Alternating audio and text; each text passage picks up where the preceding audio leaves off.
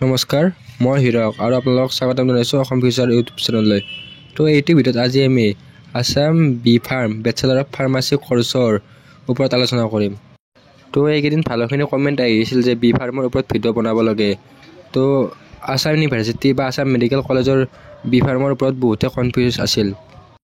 তো আছাম মেডিকেল কলেজৰ বি ফাৰ্মত এডমিশ্যন ল'বৰ কাৰণে কি এণ্ট্ৰেন্স এক্সাম দিব লাগিব বা এডমিশ্যন প্ৰচেছ কেনেকুৱা, তাৰপিছত আছাম ইউনিভাৰ্চিটিৰ কাৰণে কি এণ্ট্ৰেন্স এক্সাম দিব লাগিব বা ইয়াৰে এডমিশ্যন প্ৰচেছ কেনেকুৱা, নেক্সট ডিব্ৰুগড় ইউনিভাৰ্চিটিৰ বি ফাৰ্মৰ কাৰণে কি কৰিব লাগিব, ইয়াৰ ওপৰত আলোচনা কৰিম।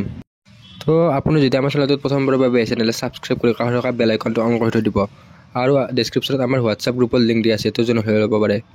তো হোৱাটছআপত জইন হওঁতে কেতিয়াবা প্ৰব্লেম হয়, কেতিয়াবা এবাৰতে হোৱাটছআপ গ্ৰুপত জইন হ'ব খুজিলে ফেইল টু গেট ইনফৰমেশ্যন বুলি দেখায়। তো দুবাৰ তিনিবাৰ লিংকত ক্লিক কৰিলে হোৱাটছআপত জইন হ'ব পাৰিব। তো আপোনালোকে যদি BSc নাৰ্ছিং বি ফাৰ্মৰ এণ্ট্ৰেন্স এক্সাম দিম বুলি ভাবি আছে তেনেহ'লে আমাৰ এই উপযুক্ত ই বুকখন ল'ব পাৰে। এই ই বুকখনত 2000তকৈ অধিক MCQ কুৱেশ্যন এনচাৰ আছে। ইয়াতে ক্লাছ 11 and 12ৰ সম্পূৰ্ণ চিলেবাছ কভাৰ কৰি বনোৱা হৈছে।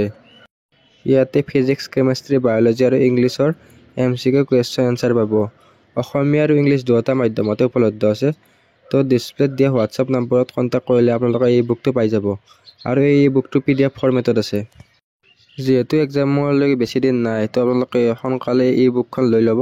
তো প্ৰথমতে আলোচনা কৰোঁ আছাম মেডিকেল কলেজৰ বি ফাৰ্মৰ কাৰণে কি এণ্ট্ৰেন্স এক্সাম দিব লাগিব।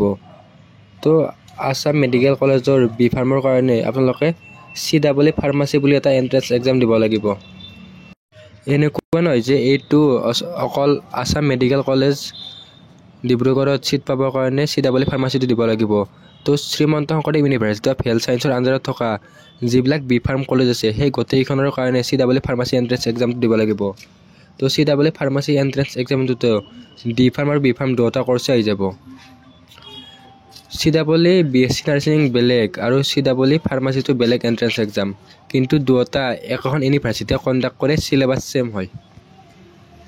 তো গুগলত Srimanta Sankardev university of health science বুলি মাৰিলে ইয়াৰে ৱেবছাইটটো হৈ যাব।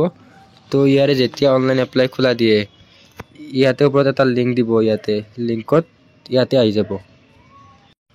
তো ইয়াৰে এণ্ট্ৰেন্স এক্সামৰ চিলেবাছটো হৈছে ক্লাছ 11 আৰু 12ৰ সকলোবিলাক চেপ্টাৰে আহিব আৰু ইয়াৰে এণ্ট্ৰেন্স এক্সামৰ মিডিয়ামটো অসমীয়া আৰু ইংলিছ দুয়োটা মিডিয়ামতে হ'ব।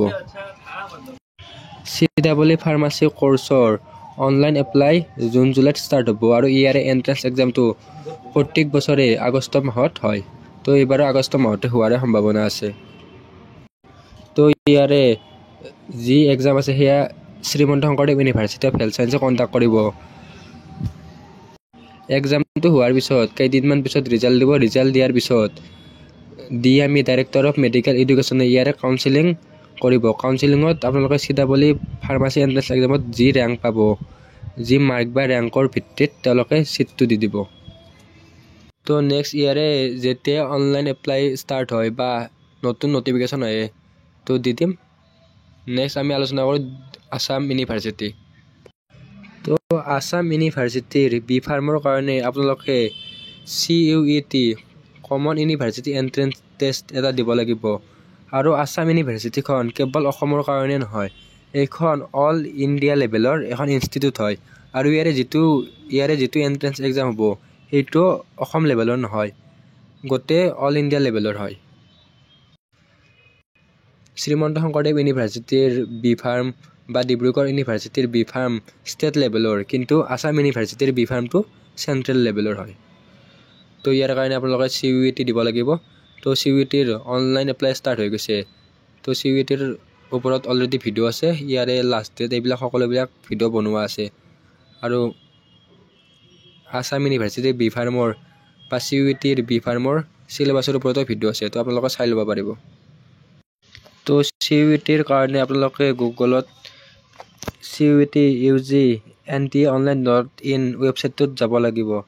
তো ইয়াতে ইনফৰমেশ্যন বুলেটিনখন আছে, আপোনালোকে ডাউনলোড কৰি ল'ব পাৰিব। তাৰপিছত ইয়াৰে অনলাইন এপ্লাই তিনিটা প্ৰচেছত হ'ব। প্ৰথমতে ইয়াৰে ৰেজিষ্ট্ৰেশ্যন হ'ব, তাৰপিছত ফৰ্ম ফিল আপ, তাৰপিছত ইয়াৰে ফিজ পে'মেণ্ট কৰিব লাগিব। তো ইয়াৰে অনলাইন এপ্লাই আপোনালোকে কৰি ল'ব পাৰে। আৰু লাষ্ট গভৰ্ণমেণ্ট বিশ্ববিদ্যালয় য'ত বি ফাৰ্ম কোৰ্চ আছে। তো এইখন হৈছে ডিব্ৰুগড় বিশ্ববিদ্যালয় মানে ডিব্ৰুগড় ইউনিভাৰ্চিটি। তো ডিব্ৰুগড় ইউনিভাৰ্চিটিৰ বি ফাৰ্ম কোৰ্চৰ কাৰণে আপোনালোকৰ কোনো ধৰণৰ এণ্ট্ৰেন্স এক্সাম দিয়াৰ প্ৰয়োজন নাই। বি ফাৰ্ম কৰিবলৈ হ'লে আপোনালোকে আপোনালোকৰ হাই ছেকেণ্ডাৰীৰ পাৰ্চেণ্টটো চাব। ইয়াৰে হাই ছেকেণ্ডাৰীৰ পাৰ্চেণ্ট বেচিছ হয়। ইয়াৰে অনলাইন এপ্লাই মে'ৰ লাষ্ট উইক বা জুনৰ ফাৰ্ষ্ট উইক সেইখিনি মানৰ পৰা ষ্টাৰ্ট হৈ যাব। আৰু ইয়াৰে এক্সপেক্টেড কাট অফটো কৈ দিওঁ, ইয়াতে জেনেৰেল OBC কেটেগৰীৰ বাবে ইয়াৰে কাট অফ 90%ৰ ওপৰত যায়। তো এইটো কাষ্ট ৱাইজ বেলেগ বেলেগ হয়, কেতিয়াবা 85% যাব পাৰে, কেতিয়াবা 90% সেনেকুৱা কাট অফ যায়। তো যদি আপোনালোকে এখন ষ্টেট লেভেলত বি ফাৰ্ম ল'ব খোজে তেনেহ'লে আপোনালোকৰ কাৰণে আছাম মেডিকেল কলেজখন বেষ্ট হ'ব। তো SSUHৰ আণ্ডাৰত তো CEE এণ্ট্ৰেন্স এক্সামটো দিলে আপোনালোকে বি ফাৰ্ম বা ডি ফাৰ্ম কোৰ্চত এডমিশ্যন ল'ব পাৰিব। তো এই তিনিখন আছিল অসমৰ গভৰ্ণমেণ্ট বি ফাৰ্ম কলেজ। ইয়াৰ বাহিৰেও অসমত আৰু বহুত কেইখন বি ফাৰ্ম কলেজ আছে, কিন্তু সেইখন প্ৰাইভেট। কিন্তু সেইখনত এডমিশ্যন ল'বৰ কাৰণে আপোনালোকে SSUHৰ আণ্ডাৰত CEE ফাৰ্মাচী এণ্ট্ৰেন্স এক্সামটো দিব লাগিব। তো আপোনালোকে প্ৰাইভেটত নহয় এখন চৰকাৰী কলেজত এডমিশ্যন ল'ম বুলি এক্সামটো ভালকৈ দি দিব। এতিয়া ইয়াৰে চিট কেপাচিটিৰ কথা আলোচনা কৰোঁ। আছাম মেডিকেল কলেজ ডিব্ৰুগড়ৰ বি ফাৰ্ম কোৰ্চত টোটেল চিট কেপাচিটি হ'ল 30টা। 30 আছাম ইউনিভাৰ্চিটিৰ বি ফাৰ্ম কোৰ্চৰ টোটেল চিট হ'ল 50 আৰু ডিব্ৰুগড় ইউনিভাৰ্চিটিৰ বি ফাৰ্ম কোৰ্চৰ টোটেল চিট হ'ল 50। তো বি ফাৰ্ম কোৰ্চত চিট কেপাচিটি বহুতেই কম। তো ইয়াৰে যিটো এণ্ট্ৰেন্স এক্সাম সেইটো বহুতেই হাই কম্পিটিশ্যন হ'ব। তো আপোনালোকে এতিয়াৰ পৰাই পঢ়া ষ্টাৰ্ট কৰি দিয়ক। বহুত এনেকুৱা কেণ্ডিডেট আছে যিবিলাকে ভাবি আছে অনলাইন এপ্লাই ষ্টাৰ্ট হ'ব, তাৰপিছত লাহে লাহে পঢ়িম, কিন্তু নহয়। এনেকুৱা বহুত ষ্টুডেণ্টে এতিয়াৰ পৰা পঢ়া ষ্টাৰ্ট কৰিলে। তো আপোনালোকে পঢ়া ষ্টাৰ্ট কৰি দিয়ক, যাতে এখন গভৰ্ণমেণ্ট মেডিকেল কলেজত বা এখন গভৰ্ণমেণ্ট কলেজত পঢ়িব পাৰে। আৰু এখন প্ৰাইভেট কলেজৰ তুলনাত এখন চৰকাৰী কলেজৰ ফিজ 10 গুণে কম হয়। তো নেক্সট যেতিয়া বি ফাৰ্ম ডি ফাৰ্ম এইবিলাক কোৰ্চৰ এপ্লাই ষ্টাৰ্ট হয় বা কিবা নতুন নটিচ আহে তেনেহ'লে চেনেলত সকলোতকৈ আগৰ পাবৰ কাৰণে চেনেলটো ছাবস্ক্ৰাইব কৰি কাষত থকা বেল আইকনটো অন কৰি থৈ দিব। তো ভিডিঅ'টো আপোনালোকৰ বন্ধুবৰ্গৰ সৈতে শ্বেয়াৰ কৰি দিব। ধন্যবাদ।